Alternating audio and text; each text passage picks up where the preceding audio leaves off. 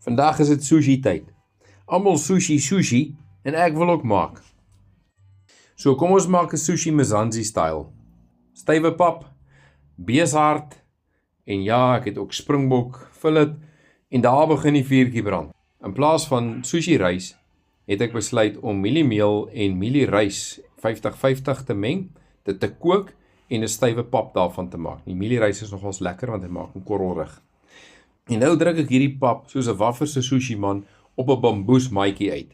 Vir die groenigheid vat ek selery, wat ek nou so mooi bietjie gaan sny om gemeet dat hy so inpas. En dan gaan ek ook 'n prei of witlof dink ek wat die ou mense van gepraat het, of in die Engels is nou leek.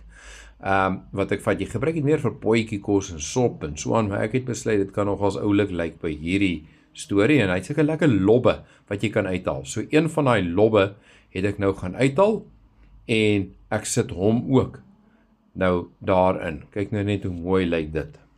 Nou vir die vleisgedeelte. Die vleis geur ek met bliksemse dop en chop. En wat het ek daar op die vuur? Daardie is 'n beeshart, ja, hou jou hart vas, dit is beeshart, wat ek lekker gaan skoonmaak het. En dan ook bliksemse peach my nou, nie peach my vrou nie, peach my nou. En dit het ek oor my springbok fillet gesit. En kyk net daar so lyk hierdie twee, hulle het nou lekker gebraai en hulle afgehaal. En kyk nou net hierdie springbok fillet. Mense, hoe dink julle kan dit nou werk saam met hierdie sushi? Sny hom in fyn reepies. Kyk net hoe mooi lyk hy. En dan hier kom die beeshart. Hy is perfek gebraai. Pink aan die binnekant, so hy's nie taai nie. En ek het hom voor die tyd net so bietjie in balsamiese asyn dat lê, saam met sout en peper. En hom toe nou gebraai. En nou word hierdie beeshart baie mooi gedrapeer op hierdie sushi blaadjie. Die springbok lende of fillet is ook een van 'n ander sushi. En nou is dit vir die draaislag. Dis die eerste keer mense wat ek so iets doen. Dit is al volksvreemd. En kyk net hoe mooi kom dit uit as jy die regte tools moes nou het.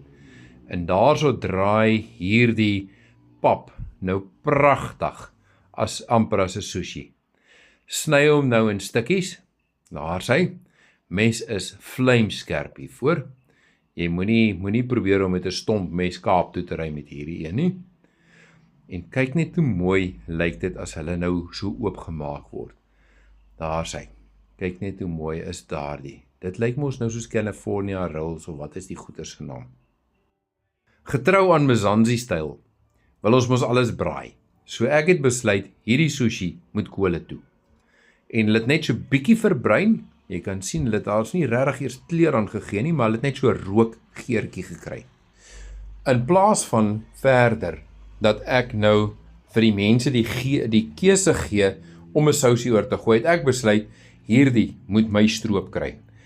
Koskarmenaatjies is 'n chili stroop. Dis 'n magic ding oor so iets want hy het so 'n lekker soeterige tangie smaak. Tweede rolletjie wat ek gemaak het ek nie stroop oorgegooi nie. Jy kan nou sê hoe mooi lyk hierdie. Die groen vulling kan ek nog aan werk, maar dit was 'n wenner.